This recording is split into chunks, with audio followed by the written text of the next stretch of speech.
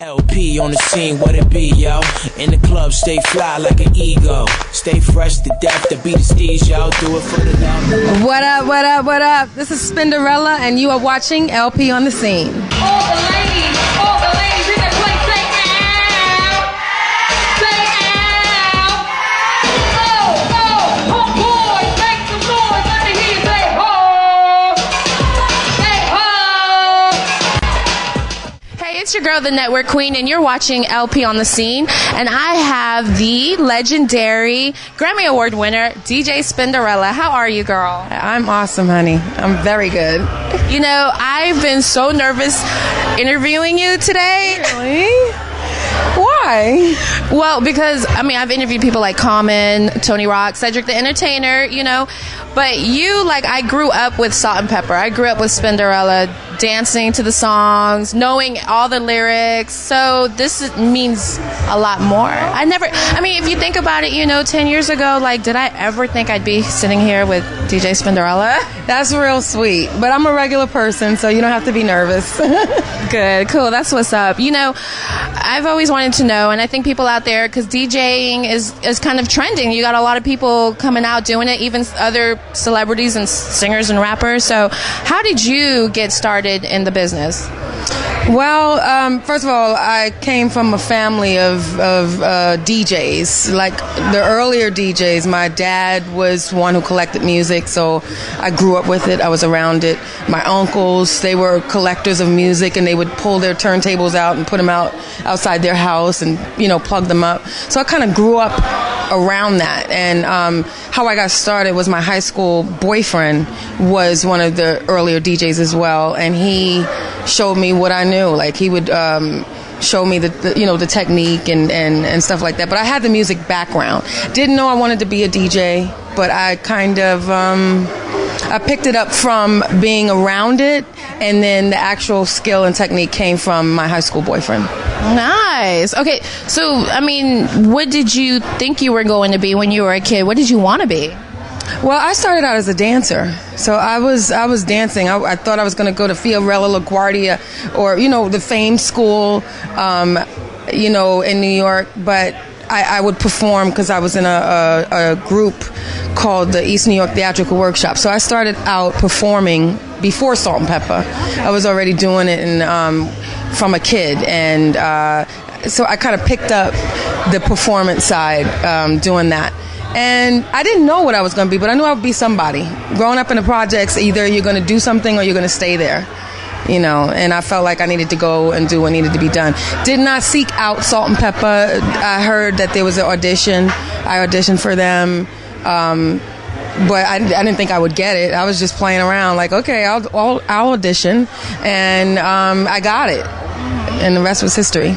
Nice. Okay, so I did learn that there was another DJ that was part of Spinderella. I mean, the name was already, I guess, picked for that part. What would you have named yourself if you got to say so? I don't know what I would have named myself. That was not a thought in my head. But the name was given to me by Herbie, our creator, producer. They had the original Spinderella. They call her the OG Spinderella. She's the one on the first album cover. I'm the one that you see from Push It On. And they just basically handed me the name. I don't know what happened there. I wasn't even born then. But once I came into it, I was dubbed Spinderella, and I lived up to it to this day. Yeah, okay, so I heard there was another Spinderella before the Spinderella that was part of Salt and Pepper, I guess, what, part of the disco days or something? I've heard those things too, but I wouldn't know. I did ask Herbie, where did he get that from? He said it was a superhero. There was like a character named Spinderella, and this was way back when. So, you know, there's been stories of that name floating around way before the origins of Salt and Pepper. But at this point, you know, who's living up to the name? I'd have to say myself. You're the legend. I've always wanted to be a DJ myself. Growing up in California, like I hung out with a lot of Asians, and they were really into the DJing, and so I've always thought about, okay, what would I name myself? And I came up with DJ Asiatic Black. Really? Because I'm half black, half Asian, so I thought DJ Asiatic Black. That's cute. A name is very important, though. I always say, like, for those aspiring DJs out there, create something that is going to stick with. Now, you might think it's fun just to come up with something now, but this is something that's going to stick with someone for, think about it, decades. Exactly. Decades. And, a name, has value. So what do you think about DJ Mustard? That name? Oh, there's names out there that I am just thrown. I'm blown away by. Like what? Not DJ Mustard? DJ Sour Milk. DJ. I mean, these are major names. These are major DJs too. The names that I've heard, just interesting. But I have to say, my name is probably the best DJ name on the planet. I love it. I love my name. And one of the, like Ellen, Ellen DeGeneres, I guest DJ'd for her. She was like, you have the best name in the industry. I said, yes, I do. So, yeah. Cool, that worked out. I always thought, Salt and Pepper, because I saw the interview when you guys were on Arsenio back in the, when you guys started out, and he made a joke about you. He was like, Salt and Pepper, so are you paprika? I get that all the time. I thought. Are you this, are you that? You know what? I came up with Spinnerman. That's actually cute. I'm so corny. That too. You didn't come up with that first. I came up with that too. But you know what? It kind of took on its own life because that was a major question. Which one are you? When you say Salt and Pepper, Salt and Pepper is the group. People would say, which one are you? And I would just say, I'm Spinderella. That's more than enough for me. Well, you did a lot in the group. Not only were you DJing, you were rapping and dancing along with them. The girls did the rapping and dancing, but you had the DJing part too. I did a lot. I did a lot with the group. And interestingly enough, we had everyone had their zone, their corner to do. So I held mines down, but like I said, I started out dancing, so I knew that side. The rapping thing came because Herbie wanted to bring me out front a little bit more, and just started developing that skill, the rapping thing, So talking about like the DJs nowadays and the music that's being played, how do you feel about the music today? It's the music of the youth. Hip hop has kind of branched off into different areas, and we kind of have to realize that. Like, we hold that old school down, but just like with any music, it's grown up. Hip hop has grown up and it's grown into different areas, and we need to respect that. But I must say, there is some music out there that I'm just not a fan of. But it's still to be held down as a portion of hip hop, and it's been birthed through hip hop. But I know, what we used to do it was about a feeling. When it was about lyrical content. It was about messages. It was about, and so I do believe that some of the music today lacked that, and people are jumping on bandwagons trying to get paid as opposed to preserve the integrity of hip hop itself. I'll say that. Thank you. Because when I listen to the lyrics of your songs, you guys have a message. Let's talk about sex. What a man. Talking about there's good men out there. I just recently interviewed Mike J. He's a new artist, signed to Virgin, and he kind of reminds me of Chris Brown. He's got a song called Real Strippers. Oh, okay. And it just, to me, it's like Real Strippers. Okay. So it's, to me, they kind of like follow the trend. Like you said, it's about the money, but I miss like the feel good music that makes you want to dance and not, I guess when you hit people upside the head with messages and consciousness all the time, sometimes they want relief. But, hip-hop back then, we had so many kinds of groups. We had the fun groups. We had the message-oriented groups. We had the sexy females like ourselves. We had the hardcore, rappers. There was a whole gamut of it. And today, people know that the formula is sex sells, talking about what you got sells. But really, if you want to maintain like longevity in the industry, you want to be able to be, connect with people on a different level, not just that surface level. Because I feel like music is so influential and it could just almost kind of brainwash the public. You know, the music, especially like the chanting rap and all that good stuff. Yeah, music is very influential. But you know, artists don't come into the industry trying to be influential. They want to come in, they want to make some bread, they want to make a statement with who they are. And sometimes you got to understand, maybe they haven't grown up yet. Maybe they haven't grown into that space yet. So Salt and Pepper didn't start out with messages. We were having fun. We were shaking our thing. We were pushing it too. So, you know, it's a process. But artists get that eventually, that you're going to be put into a position that people are like, okay, so what else are you giving me? You know, and so that pressure's there to come up a little bit. And so that's what I see with artists today.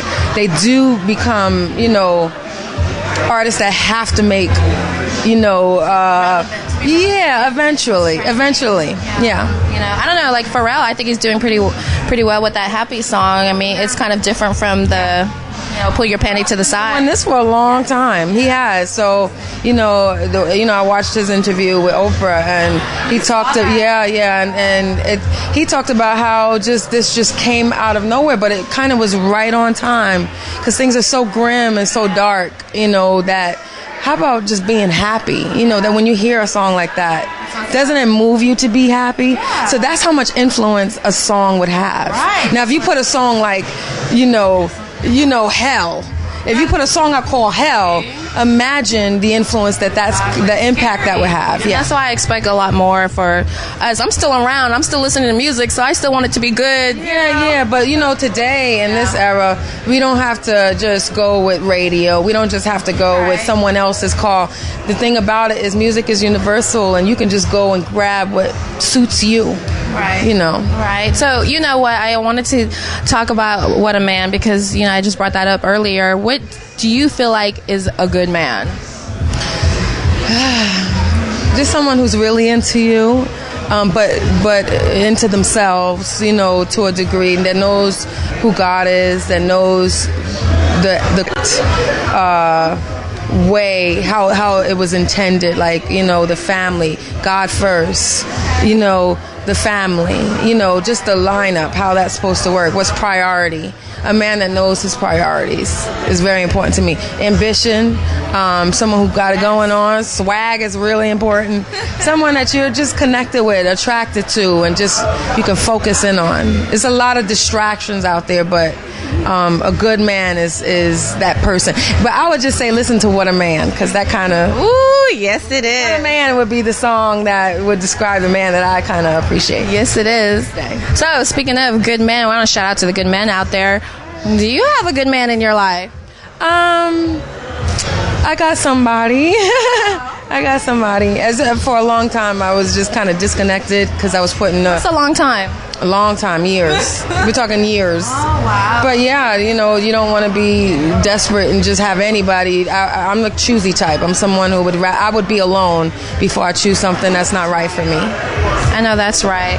And as far as, you know, having that man in your life and in the business that you're in, I follow you on Instagram and Twitter, and you have so many male followers, and they're always talking about you were my biggest crush growing up. So I know when you're out in public, you're around a lot of men. How do you deal being in a relationship and dealing with that? How does he deal with that?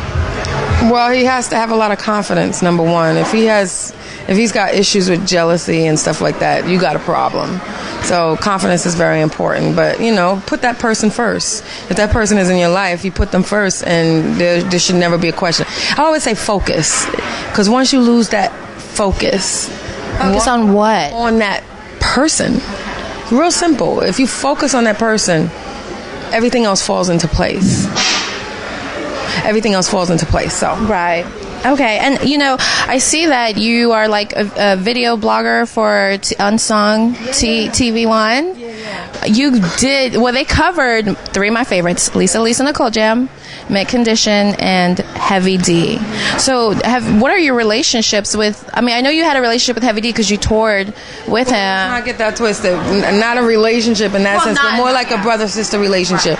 We were connected because Salt and Pepper and Heavy D went out in the beginning of our careers. Like, we were paired up, so we shared a bus. They saw us in our worst. We saw them at their worst. So we, like, it was like a brother-sister thing with us.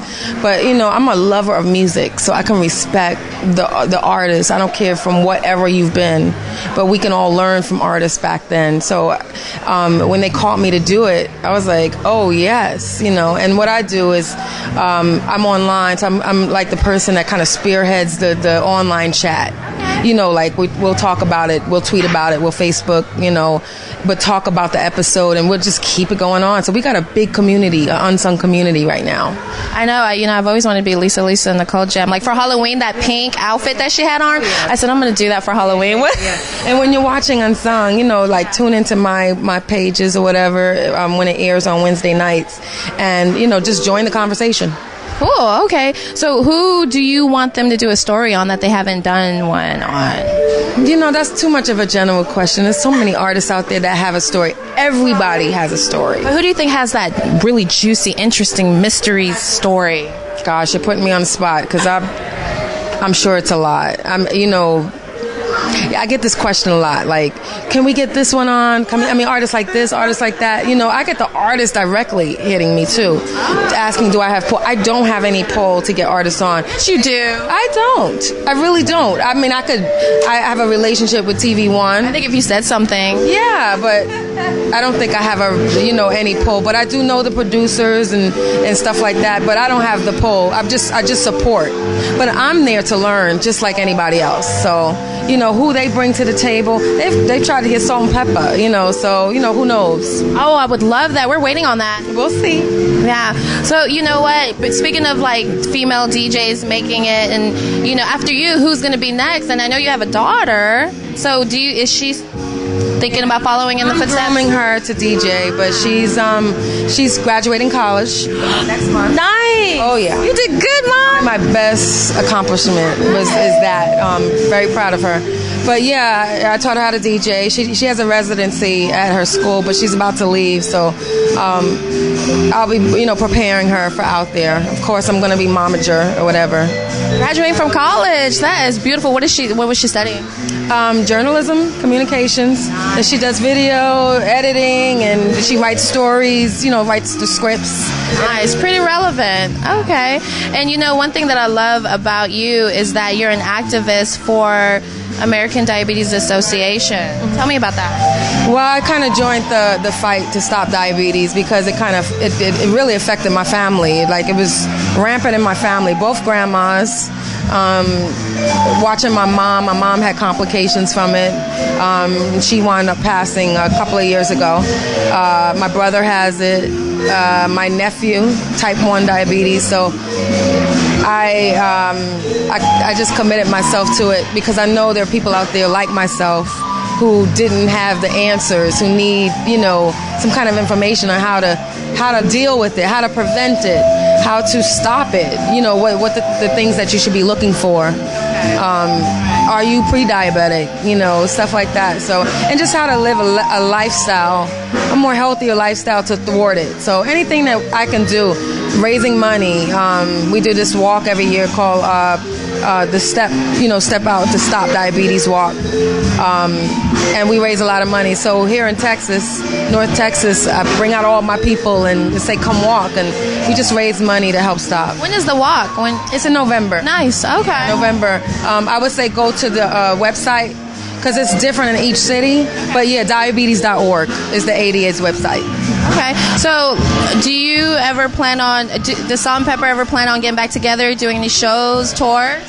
Yeah, we got some things in the works. I would just say it's going to be a surprise. I can't say anything more about it, but we've been putting some things in order, and hopefully we'll be back out there soon. Okay. So real quick, just 3 random questions, not really related to what you do. What do you think, what imperfections do your closest family and friends point out about you? That I'm too good of a cook. You fattening everybody up? Now you know you have to feed me now. Cook. Yeah. How'd you learn how to cook? I mean, It was one of those things. I kind of picked it up. I didn't know I was such a great cook, but I kind of, I think when I lost both my parents a couple of years ago, and I just threw myself into that, just doing something different.